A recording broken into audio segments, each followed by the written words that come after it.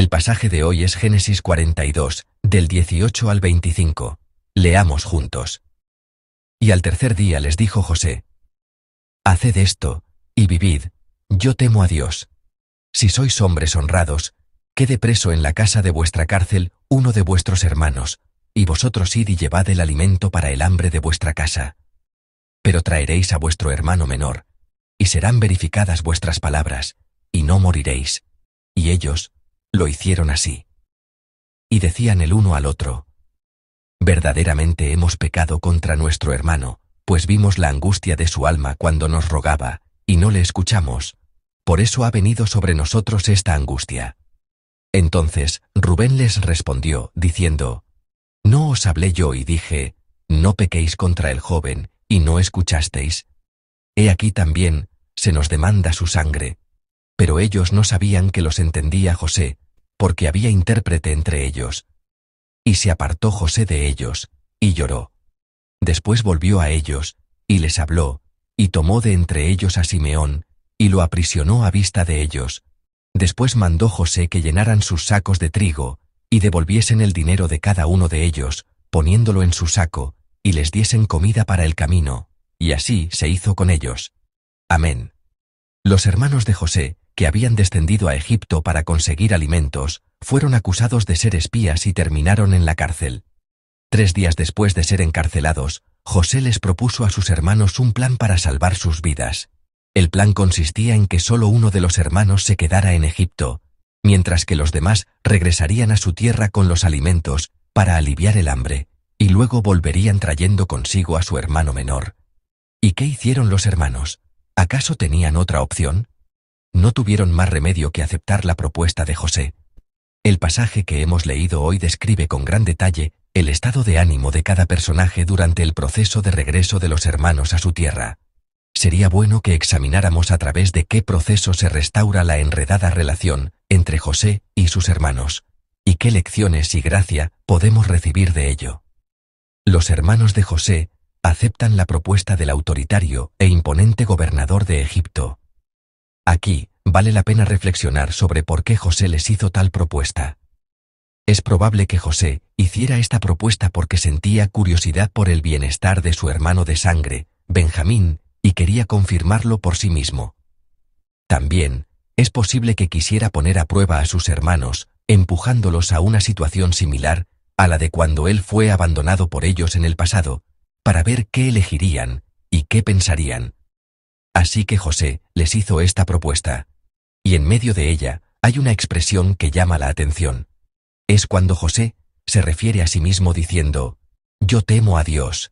Si miran el versículo 18, él dice: haced esto, y vivid, yo temo a Dios. Esta confesión de José es, sin duda, una confesión de fe hacia Dios. Aunque en el contexto actual de los acontecimientos, el comportamiento de José pueda parecer inapropiado, porque está probando y engañando a sus hermanos, en realidad no es así. Humanamente, José tiene el poder de odiar a sus hermanos, de vengarse de inmediato y de quitarles la vida. Pero no lo hace. Con una fe en Dios, y sobre todo, con una fe que teme a Dios, él presenta una solución para preservar la vida de todos, sin perder de vista el objetivo, la dirección hacia una verdadera restauración de la relación. De este modo, José está revelando su fe en Dios. Deseo que la fe de todos nosotros sea así. No debemos esconder nuestra fe en Dios en lo profundo de nuestro interior, en nuestro corazón, sino que debemos ser capaces de mostrarla con valentía al mundo que nos rodea, y actuar y hablar de una manera que sea digna de nuestro temor a Dios. No se trata de hablar y actuar basados en nuestros sentimientos del momento, sino de hablar y actuar basados en la confianza y el temor a Dios. Sería maravilloso que esta actitud de José estuviera también en nosotros. Por otro lado, los hermanos, al recibir la propuesta de José, se enfrentaron a un grave problema. ¿Cuál era? Aunque aceptaron la propuesta a regañadientes porque no podían rechazarla, y aunque era bueno volver a casa para repartir los alimentos, la pregunta era si realmente podrían traer a su hermano Benjamín. La razón por la que Benjamín no los acompañó a Egipto en primer lugar fue porque Jacob no lo permitió. Entonces, aunque el gobernador de Egipto ordenara traer a Benjamín, ¿acaso su padre lo dejaría ir? No podían garantizarlo. Se encontraron en una situación muy difícil. En medio de esta situación tan complicada, los hermanos conversan entre sí, como leemos en los versículos 21 y 22 del pasaje. Al examinar esta conversación, podemos ver claramente su estado emocional, su estado de ánimo en ese momento. Leemos juntos los versículos 21 y 22. Y decían el uno al otro: verdaderamente hemos pecado contra nuestro hermano, pues vimos la angustia de su alma cuando nos rogaba, y no le escuchamos. Por eso ha venido sobre nosotros esta angustia. Entonces Rubén les respondió, diciendo: ¿No os hablé yo, y dije, no pequéis contra el joven, y no escuchasteis? He aquí también se nos demanda su sangre. ¿Qué les parece el contenido de su conversación? Es un poco conmovedor. Uno siente que los hermanos están arrepintiéndose un poco de su maldad. Los hermanos dicen que lo que ellos ignoraron cuando José les suplicaba que los salvaran, ahora les está sucediendo a ellos mismos. Entre ellos, Rubén llega a decir que ahora se les demanda la sangre de José. Pongámonos en el lugar de los hermanos por un momento. Después de vender a José en Egipto, ¿realmente habrían vivido con la conciencia tranquila? ¿Habrían vivido diciendo: «Ah, qué alivio habernos deshecho de ese hermano presumido y odioso»? Yo creo que no. Porque, al ver la conversación que tienen ahora los hermanos, vemos que cargan con toda la culpa del suceso de haber vendido a José. Parece que ni por un momento han olvidado la sangre de José. Tan pronto como se encontraron en una situación similar a la de José, recordaron su doloroso pasado y su error, lamentándose: «Ah, estamos pagando por la sangre de José». Parece como si estuvieran reaccionando como si hubiera llegado lo que esperaban. Probablemente pensaron que todo estaría bien si solo engañaban a su padre Jacob.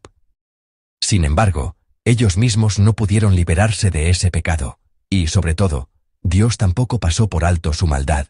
El ser humano nunca puede escapar de las consecuencias del pecado cometido contra Dios. En Números, capítulo 32, versículo 23, se nos dice: «Y sabed que vuestro pecado os alcanzará». Que el pecado encuentre al pecador, que lo alcance, no es algo especial, sino la providencia establecida por Dios. Nadie puede ser libre de su propio pecado. Por lo tanto, ocultar el pecado es la cosa más insensata del mundo. Si hay una falta que Dios nos hace entender y recordar, debemos confesarla a Dios sin ocultarla, arrepentirnos y recibir el perdón de los pecados.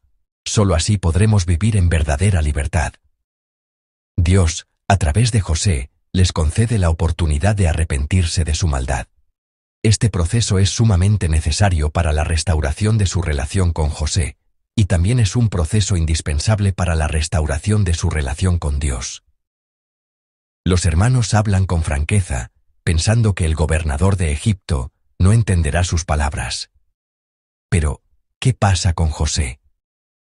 Él puede entender todo lo que dicen. Al escuchar el contenido de la conversación de sus hermanos, el versículo 24 dice que: «Y se apartó José de ellos, y lloró». José derramó lágrimas. Amigos, ¿por qué creen que lloró José?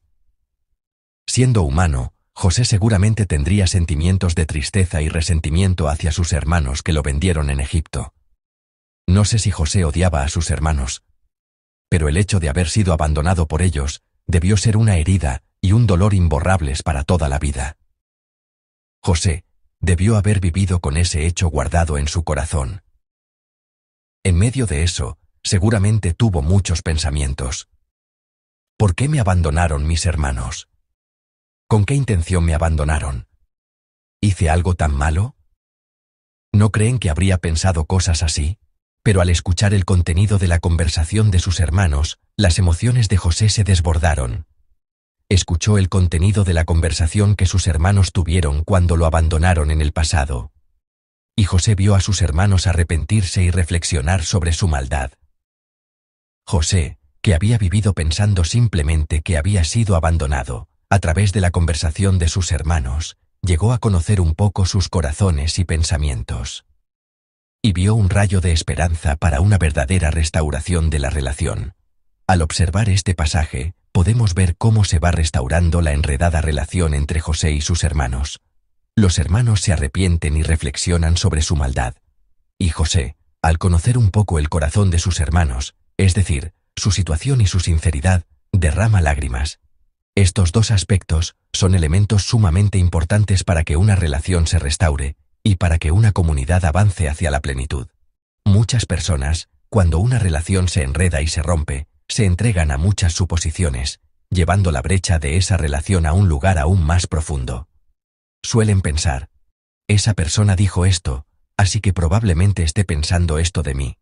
Y conjeturando, profundizan la brecha por sí mismos, aún más. Toman una sola frase de la otra persona y dejan volar su imaginación.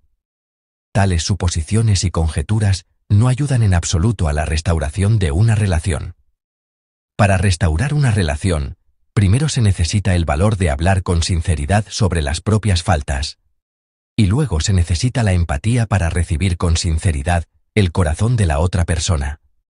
Cuando existen estos dos elementos, las relaciones pueden restaurarse y la comunidad puede llegar a ser íntegra.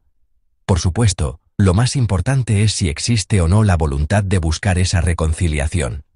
Si no la hay, deben orar. En este pasaje, se manifiestan claramente los sentimientos de José y sus hermanos el uno hacia el otro, pero sobre todo, también se revela el fervor y el anhelo de Dios por restaurar y completar la familia de José. Tanto como ellos, Dios también desea que los corazones de José y sus hermanos se conecten.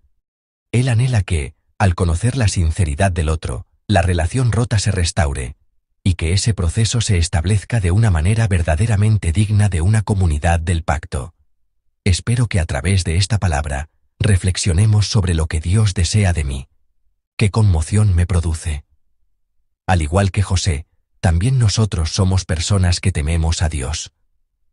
Yo temo a Dios.